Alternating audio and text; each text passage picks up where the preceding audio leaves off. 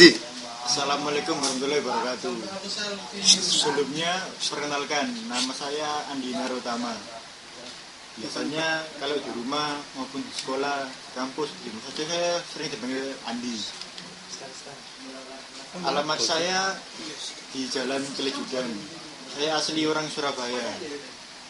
Tapi orang tua saya berasal dari luar Surabaya, di Magetan. Saya terlahir sebagai seorang Muslim. Saya pertama kali sekolah di TK Hidayatul Umah. Setelah lulus dari TK, saya langsung melanjutkan ke SD. Tepatnya saya melanjutkan ke SDN Celejudan 2, masih di wilayah Surabaya juga. Saya di SD sekolah selama 6 tahun, kurang nggak lebih. Setelah lulus SD, saya melanjutkan ke SMP. Tepatnya saya bersekolah di SMP Negeri 9 Surabaya. Saya sekolah di SMP selama 3 tahun juga. Alhamdulillah, kurang nggak lebih juga. Setelah lulus SMP, saya melanjutkan ke SMA. Nah, saya di SMA itu lebih tepatnya di SMA Negeri 3 Surabaya juga masuknya. Nah, di SMA saya alhamdulillah lagi lulus tepat waktu 3 tahun juga. Nah, setelah saya lulus SMA, saya melanjutkan kuliah. Sampai sekarang saya juga masih kuliah. Saya kuliah di Universitas Pembangunan Nasional di Surabaya. Di kuliah ini saya ngambil jurusan SI atau Sistem Informasi. Saya ngambil jurusan ini karena memang dari dulu saya sudah senang kalau bicara atau ngutak-atik tentang IT tentang komputer gitu. Dan itu makanya saya mengambil SI waktu kuliah. Hobi saya standar kayak anak lain, lebih spesifik saya hobi bermain game. Saya juga banyak game saya sukai, terutama dalam genre FPS atau RPG. Kalau mau main game silakan bareng sama saya juga, nggak apa-apa. Status saya masih jomblo alias belum punya pacar. Nah, mungkin cukup itu aja yang dapat kalian kenal dari saya. Kesempatan kali ini saya akan sedikit saja, jangan banyak-banyak, jelaskan tentang apa itu web server. Ya kan banyak kita saat ini kan dalam masa-masa globalisasi ya. Dalam teknologi kita sekarang ini, web server itu merupakan hal yang sangat berperan penting dalam di dunia internet ini. Pengetahuan dan pengertian tentang web server merupakan hal yang mutlak yang harus dimiliki oleh seorang router internet. Ya kayak saya nanti juga harus menguasai web server ini. Mulai dari sistem operasi yang digunakan hingga konfigurasi dari web server itu sendiri. Nah, web server sendiri artinya yaitu sebuah aplikasi server yang melayani permintaan HTTP atau HTTPS dari browser dan mengirimkannya kembali dalam bentuk halaman-halaman web. Halaman-halaman web yang dikirim oleh web server biasanya berupa file-file HTML dan CSS yang nantinya akan diparsing atau ditata oleh browser sehingga menjadi halaman-halaman web yang bagus dan mudah dibaca. Ya kayak sekarang kita buka Mozilla, kita buka Facebook. Nah, Facebook itu sendiri juga sudah web server sendiri, sehingga apa yang kita lihat di Facebook sudah tertata di Mozilla kita atau di browser kita. Web server punya fungsi banyak.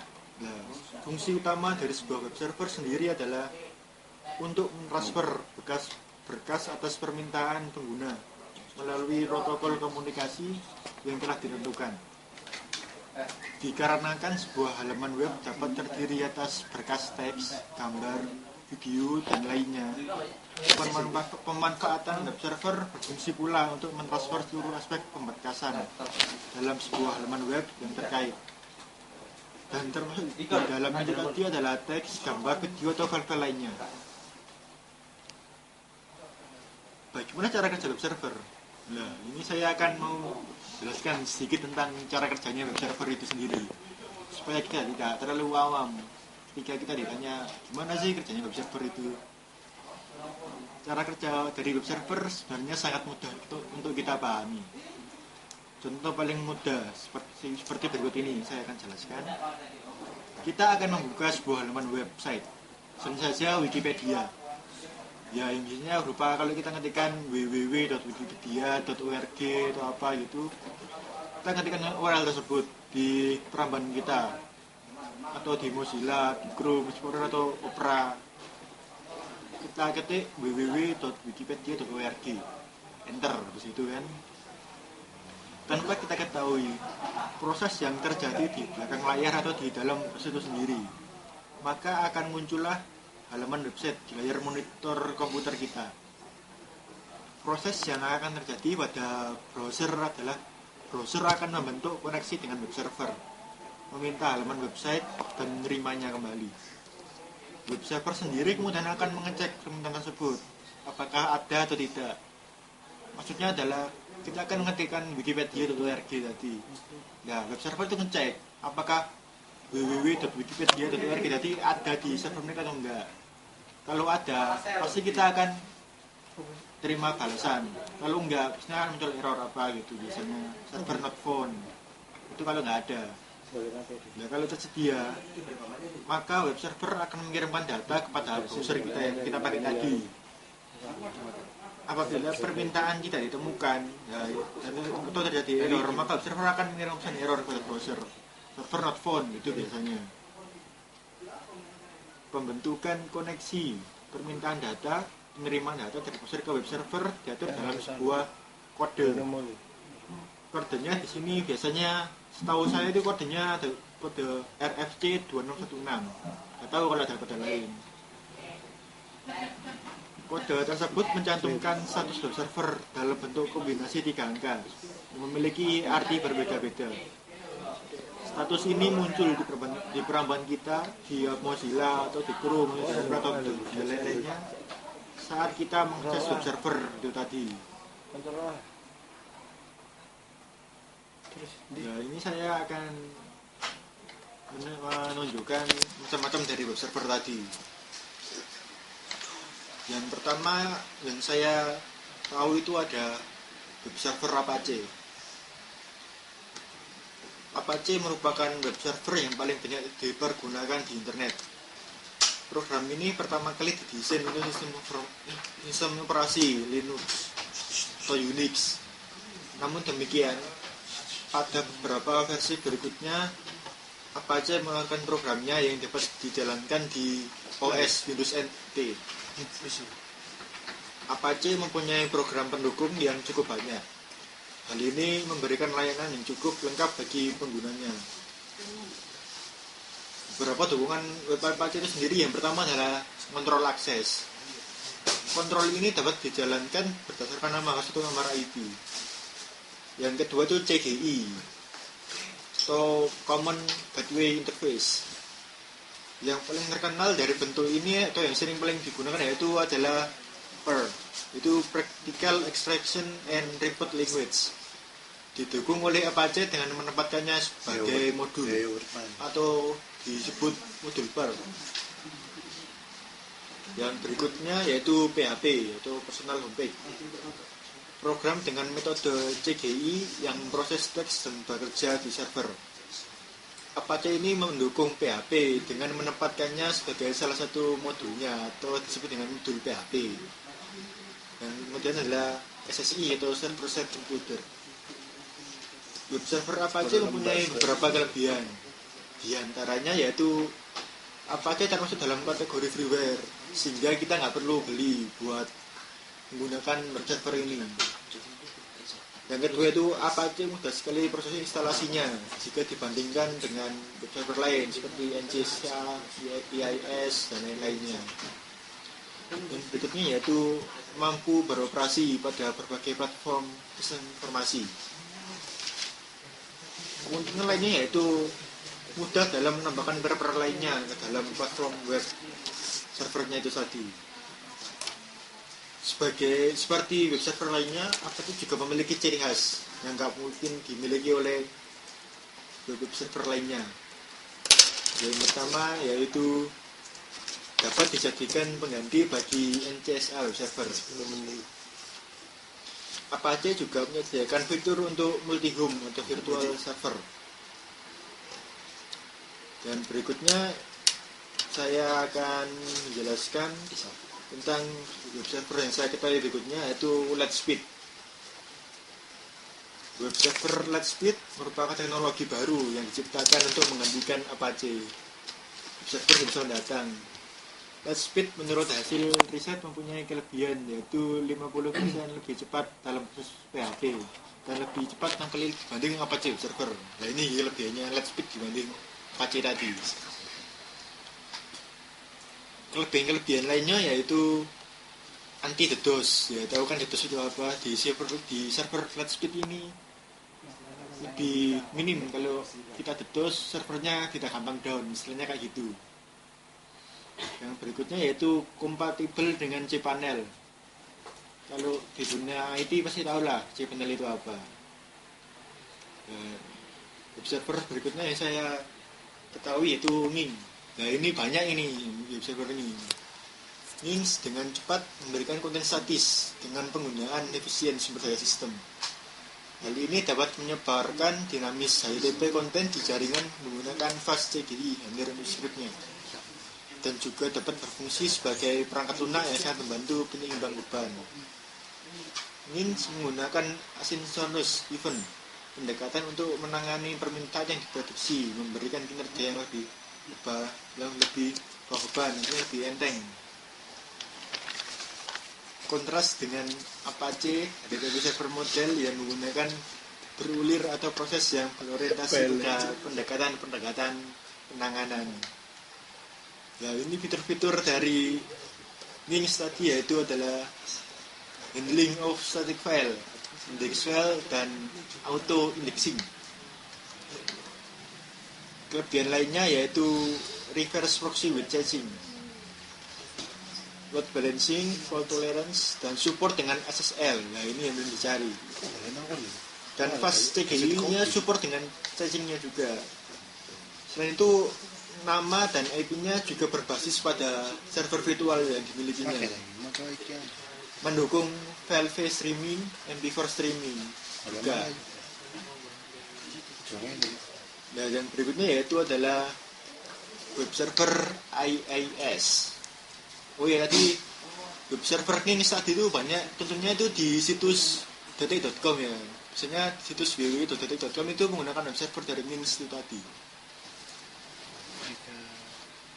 Web server berikutnya saya akan coba jelaskan yaitu IIS atau Internet Information Service. IIS atau Internet Information Service adalah komponen yang dapat digunakan untuk mengelola web, file transfer protocol atau FTP, buffer, dan NNTP. Komponen IIS terdapat pada sistem operasi Windows NT, Windows 2000, Windows XP, 7, dan Windows Server 2003. Lumayan lengkap juga untuk mungkin kalau kita pengguna Windows 7 di server kita bisa pakai server IIS ini. Namun pada Windows 98 supaya dapat mengelola web diperlukan komponen personal web server atau PWS. Walaupun tidak terdapat situs atau FTP, PWS juga merupakan bagian dari IIS. Komponen PWS terdapat pada CD master dari Windows 98 itu sendiri. Instalasi PWS dapat dilakukan dari add-onsnya tadi di PWS. Itu ada bagian untuk setupnya sendiri. Seperti web server lainnya, IIS juga mempunyai komponen pendukung. Antara lain yaitu protokol jaringan TCP/IP, domain name system atau DNS. Dan IIS ini sendiri direkomendasikan untuk menggunakan format NTFS untuk media disknya atau penyimpanannya demi keamanan dari server ini sendiri. Yang berikutnya yaitu software untuk membuat situs web. Salah satunya IIS ini sudah mendukung Microsoft Frontpage. Nah, berikutnya yaitu saya tentang Sun Java System. Sun Java System ini juga basis dari web server itu sendiri. Sun Java System yang itu terkenal dengan aman, handal dan mudah menggunakan server web yang dirancang untuk situs menengah dan besar. Biasanya server-server dengan situs besar atau sudah lama itu pasti menggunakan Sun Java ini buat web servernya. Sun Java sendiri tersedia di sistem operasi paling utama. Java System Web Server menyediakan organisasi dengan platform penyebaran tunggal untuk layanan web.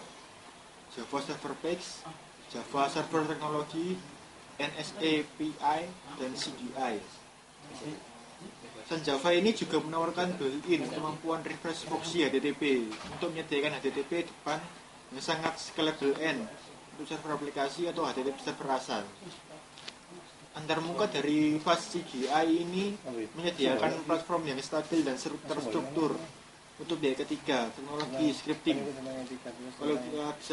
Kalau kita biasanya apa itu namanya buat script itu mending ke sini aja karena di sini juga support dengan script PHP, Ruby on Rails, Python dan banyak lagi.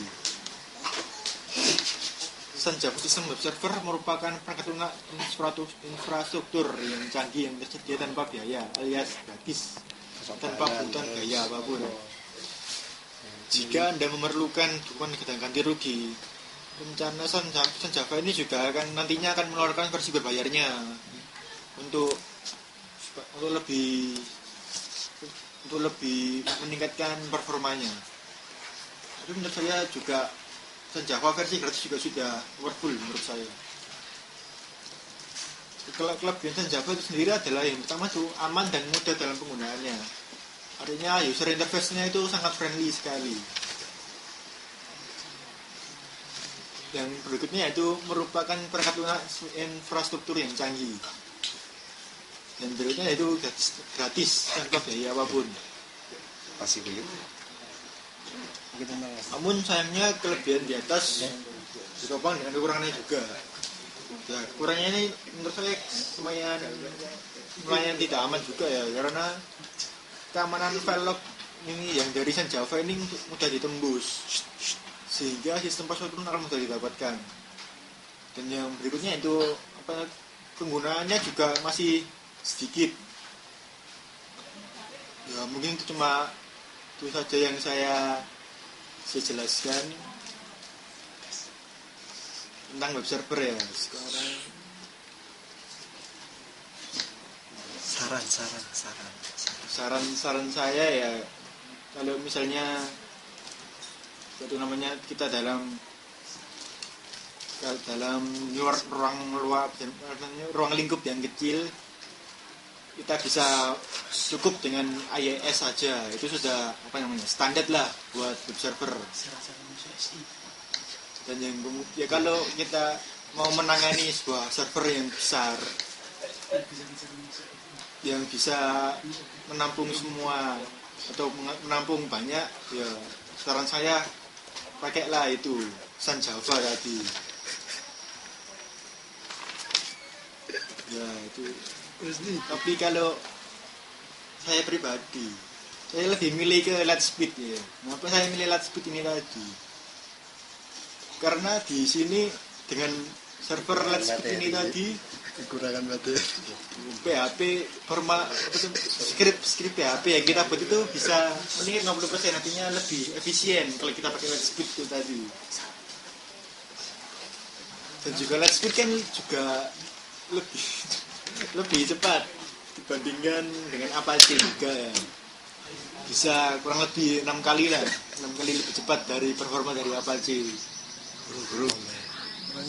Terus berikutnya yaitu kenapa saya milih Lightspeed ini, karena sudah kompatibel dengan cPanel, sehingga kita nggak perlu bingung lagi kalau sudah kita install Lightspeed di server kita ya, kita juga bisa bermain-main dengan cPanel itu sendiri.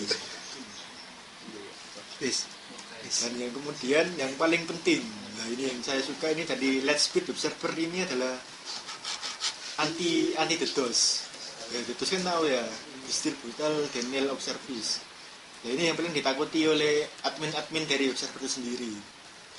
Ya di Let's Speed ini kita tuh bisa meminimalkan itu sehingga server-server kita yang kita pegang kalau kita diinstal dengan Let's Speed kita jadi lebih minim kalau terkena DOS sehingga server kita tidak gampang down. Ya mungkin cuma itu saja yang bisa saya sampaikan. Mungkin banyak kalian kurang jelas bisa komen di YouTube saya untuk bisa tanya-tanya ke blog saya nanti. Wes. Cukup sekian.